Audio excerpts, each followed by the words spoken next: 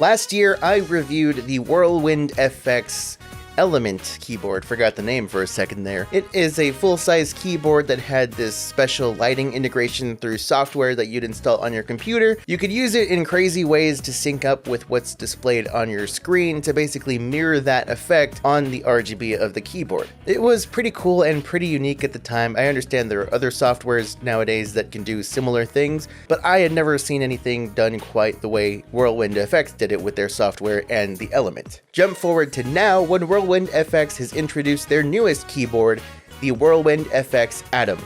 It's the same keyboard, but smaller. Done. Review's over. Like, comment, subscribe. Okay, there's more to it. We'll get into it.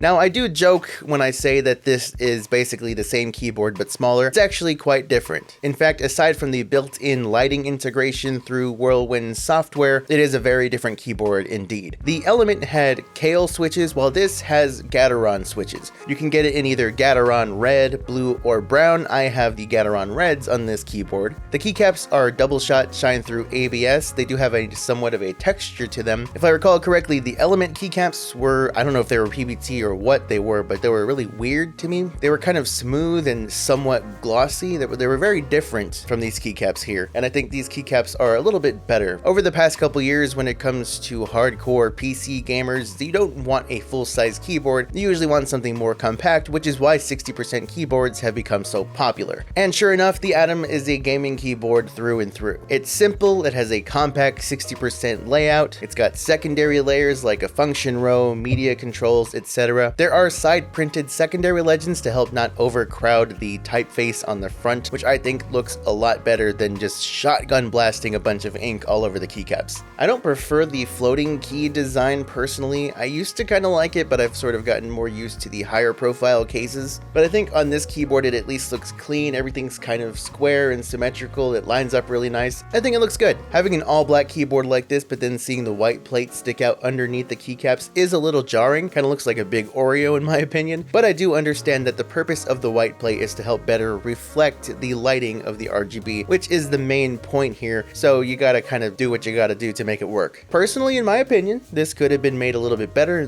looking if they had used a high profile case that would have concealed the plate a little bit better, but that's just my preference. Maybe you like it how it looks now. The only branding on the keyboard is a logo kind of concealed near the back at the top by the USB-C port, so if you're the type of person who doesn't like to see branding on your keyboard, it will at least be facing away from you the majority of the time that you're using it. Like I mentioned, my version has the Gateron reds. They're pretty basic, you kind of can't go wrong. They're sort of a good middle ground linear switch. They're not going to be maybe as smooth stock as Gateron yellows. The board itself retails for about $99, although right now as of recording this you can get it on Amazon or from Whirlwind FX for $89. I'll have an Amazon affiliate link in the description if you want to pick it up from there. The switches themselves are smooth, it's not lubed or anything, it is all stock, and you know, it feels like Gateron reds. If you've used a basic budget linear switch like the Gateron red, you know what to expect.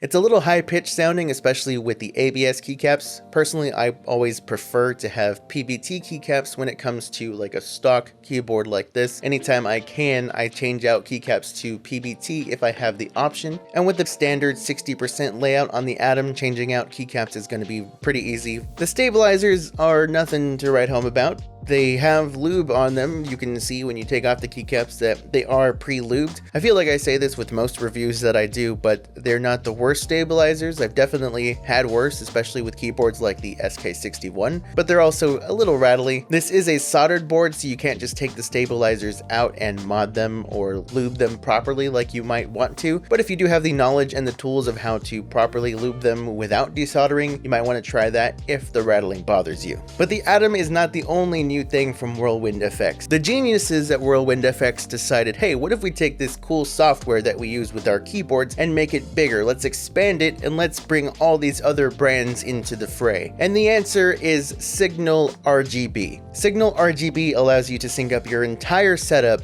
all RGB, all together with one piece of software. And the best part is you don't have to just use Whirlwind FX keyboards. Razer, Corsair, Glorious, Logitech, SteelSeries, HyperX, and it doesn't matter if you're mixing and matching. Say you're using a Corsair keyboard and a Razer mouse, that'll all sync together. But it doesn't stop there. RGB headsets, case lighting, RGB mouse pads, RGB headset stands. Even if you have Philips Hue, like the Philips Hue Play like I have in my monitor, you can sync all of that together to have this huge synced up setup with your lighting. It's actually pretty sick. I actually don't have a whole lot of RGB in my setup nowadays, so I wasn't able to fully capture all the goodness myself, but fortunately these clips here from Whirlwind FX better demonstrate anything that I could. There are game integrations which you can customize in the software to your liking to show things like if your health is dropping or all kinds of stuff. Say you're being chased by the cops in GTA or Cyberpunk, it'll do little red and white and blue lighting effects like you're being chased by the popo. It is actually pretty sick, and I will have a link in the description if you want to try it out for yourself. It is a free app that lets you use the different lighting effects, but if you want to use the lighting integrations, there is a paid subscription. It's actually not too bad, starting at $2.99 a month, so if you want to check it out, there is a link there, and you can also get your first month free if you use my code THEPORTLYGAMER. I don't make any money off of this, it's just a discount code that Whirlwind FX was kind enough to offer to me to extend to you guys if you want to check out their software. There is a list on their website so you can see if you've got compatible stuff. I hope you guys check it out. It's pretty cool. Back to the keyboard. It's a pretty decent 60% keyboard, but take away the cool lighting effects and how does it stand on its own? To be honest, it's alright. It's not terrible, but it's kind of basic. I mean, it's got Gateron switches, which I prefer when it comes to these pre-built boards, but it only comes with red, blue, or brown. That'll usually cover your basics if you're looking for linear, tactile, or clicky, but it's also pretty limited and doesn't really stand out from any other keyboard out there that also offers those same 3 switches. Stabilizers are a little bit rattly, there's no hot swap, it's got basic ABS keycaps. As an amateur keyboard reviewer who owns and has reviewed a lot of keyboards by now, it's a little difficult to review a board like this without letting my experience with other better boards make it kind of sound like this board is not so good. And that's really not the point I'm trying to get across. I'm not saying this is a bad board, it just doesn't really have much to push it above and beyond other more budget priced boards. At a retail price of $100, you kind of have to stand out in my opinion, and I don't think Whirlwind FX has really done much here with the keyboard itself to do that. An upside to having a Whirlwind FX keyboard is a lot of the extra bonuses with the Pro version of SignalRGB are actually included for free simply by having a Whirlwind FX keyboard. Now compare something like the Atom to something like the Blitzwolf KB1, it's half the price at $50, it comes in 2 color schemes,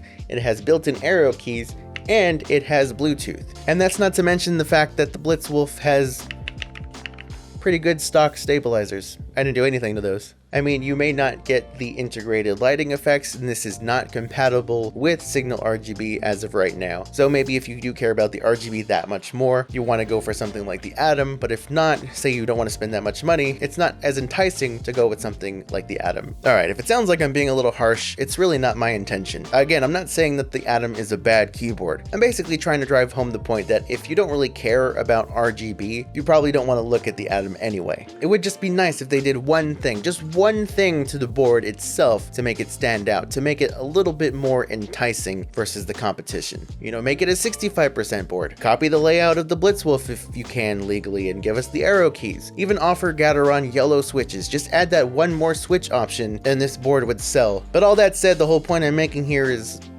pointless if you consider that the main draw here is the RGB. If you're looking at this keyboard, you're looking at it knowing that you've got that cool RGB, and that's one of the reasons you're going to buy this board. And because I know people are going to ask, no, you cannot use the lighting effects on your consoles. It's all done through the SignalRGB software, which cannot be downloaded onto a console. It's PC only. I just had to throw that out there. That, ladies and gentlemen, is the Whirlwind FX Atom. And this is the end of the video. Thank you so much for watching, and thank you to Whirlwind FX for sending out the keyboard for review. If you're new here, consider subscribing. Maybe leave a like, leave a comment, tell your friends about this video, tell your friends about the Portly Gamer. I got plenty more reviews where this came from. I've got a couple other things I'm working on very soon, so just keep it locked. Keep it locked, keep it up, keep it down. It's late right now, and your parents are asleep.